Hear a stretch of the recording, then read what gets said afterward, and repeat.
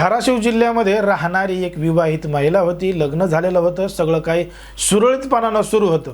पण मात्र लग्नाच्या काही दिवसानंतरच त्या महिलेचं आणि तिच्या नवऱ्याचं दोघा जणांचं एकमेकांसोबत जमलं नाही. मग नवऱ्यासोबत जमत नसल्यामुळं त्या महिलेनं त्याच्यापासून विभुक्त होण्याचा निर्णय घेतला होता. त्याच्यासोबत घटस्फोट घेण्याचा निर्णय घेतला होता. म्हणून ती महिला धाराशिवमधल्या एका ठिकाणी एका परिसरामध्ये एकटीच राहत होती आणि तिचे कोर्टामध्ये काही प्रकरणसुद्धा चालू होतं. मग याच दरम्यान त्या महिलेची एका पोलीस कर्मचाऱ्यासोबत ओळख होते. मग ओळख झाल्यानंतर तो पोलीस त्या महिलेला म्हणतो की मी पोलीस आहे, तुझं न्यायालयीन प्रकरणामध्ये काहीतरी मदत करेन, कधी काही गरज पडली तर मला सांग, मी तुझ्यासोबत आहे, असं तो त्या महिलेला म्हणतो. मग महिलेला वाटतं ठीक आहे, आपल्याला सुद्धा काही मदत होईल, आपलेसुद्धा काही कामं होतील, म्हणून ती महिला त्या पोलीस कर्मचाऱ्यासोबत बोलू लागते. अशा पद्धतीनं दोघा जणांची चांगली ओळख होते. ओळखीचं रूपांतर मैत्रीमध्ये होतं आणि काही दिवसानंतर मैत्रीचं रूपांतर प्रेमामध्ये सुद्धा होतं.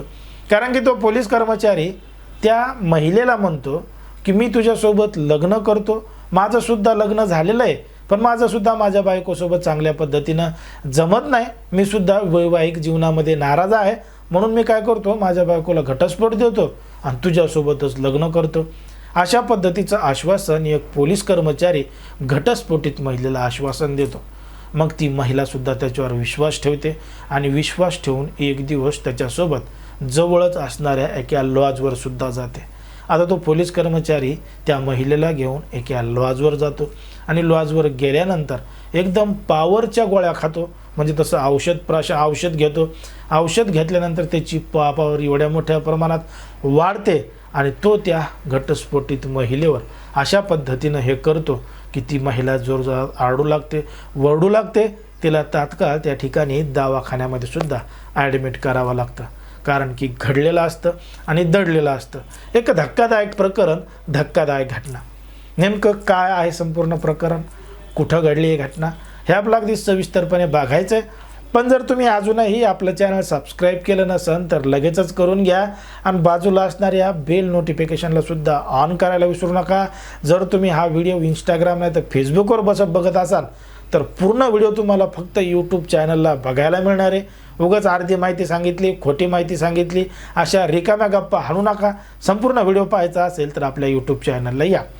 आता ही जी संपूर्ण घडलेली घटना आहे ती आहे धाराशिव जिल्ह्यामध्ये घडलेली संपूर्ण घटना आहे आणि या ठिकाणी या परिसरामध्ये राहणारीच एक विवाहित महिला आहे.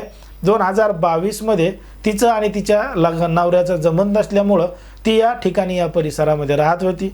नवऱ्याकडून घटस्फोट घेऊन या परिसरामध्ये राहत होती, तशी तिची प्रक्रियासुद्धा सुरू होती. मग याच दरम्यान तिची एका पोलीस कर्मचारी व्यक्तीसोबत ओळख झाली होती. मग ओळखीचं रूपांतर मैत्रीमध्ये, मैत्रीचं रूपांतर प्रेमामध्ये. कारण की त्या पोलीस कर्मचाऱ्याने या महिलेला सांगितलं की मी तुझ्यासोबत लग्न करतो, माझ्या बायकोला घटस्फोट देतो, तुझ्यासोबत सुखाचा संसार करतो, असं गोड गोड बोलून तिला विश्वासात घेतलं होतं. आणि विश्वासात घेऊन माजलगावमधल्या एका लॉजवर त्या महिलेला नेलं होतं.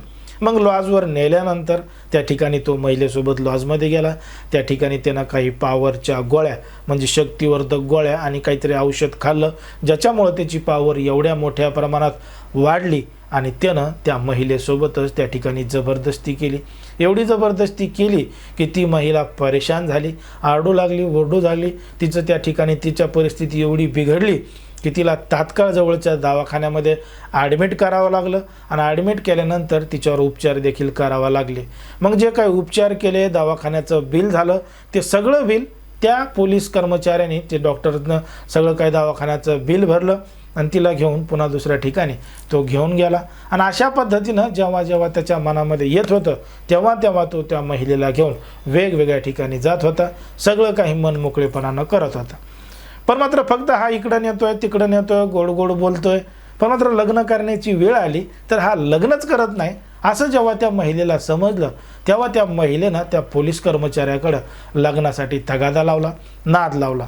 मग आज उद्या म्हणून एक दिवस त्या पोलिसानं थेट त्या महिलेला म्हणला की मी तुझ्यासोबत लग्नच करणार नाही. स्पष्टपणानं त्यानं नकार दिला. मग नकार दिल्यानंतर त्या महिलेची तळपायाची आग मस्तकाला गेली.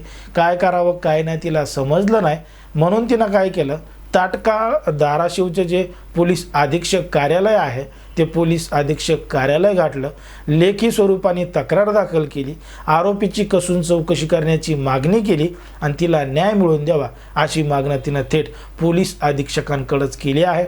कारण की तो पोलीस कर्मचारी असल्यामुळं त्याच्या विरोधात तक्रार घेतात का नाही म्हणून थेट पोलीस अधीक्षक कार्यालय गाठलेलं आहे आणि तिनं न्याय मागितलेला आहे पोलीस अधीक्षकांकडं. आता या संपूर्ण प्रकरणाचा तपास सुरू आहे. खरंच त्या महिलेनं सांगितलंय ते खरंच खरं आहे का?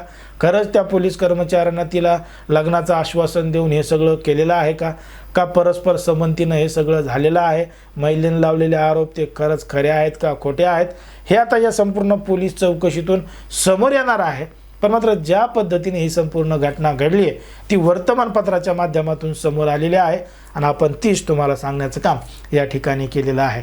पण मात्र या सगळ्या गोष्टींचा जर आपण विचार केला तर एक गोष्ट आपल्या लक्षात येते की सध्या समाजामध्ये, देशामध्ये, राज्यामध्ये कशा पद्धतीनं महिला, मुली, तरुणी यांना लग्नाचं आश्वासन दिलं जातं आहे, पैशाचं आश्वासन दिलं जातं आहे, नोकरीचं आश्वासन दिलं जातं आहे, आमिष दिलं जातं आहे आणि कशा पद्धतीनं केलं जातं आहे. त्यामुळं या सगळ्यांनी महिला, मुली, तरुणी यांनी सुद्धा सतर्क राहायला पाहिजे, सावध राहायला पाहिजे आणि कुठल्याही आमिषाला बळी नाही पडलं पाहिजे असं एकंदरीत आपल्या या ठिकाणी वाटतं. आता तुम्हाला काय वाटतं ते तुम्ही अगदी स्पष्टपणे कमेंटमध्ये सांगा. कारण की कोणाच्याही भावना दुखवणं, कोणाचंही मन दुखवणं हा उद्देश आपला नाही. समाजामध्ये जे घडतंय, मीडियामध्ये जे दिसतंय तेच सांगायचं काम या ठिकाणी करत असतो. लोकांना सतर्क आणि सावध राहण्याचं सुद्धा आव्हान करत असतो.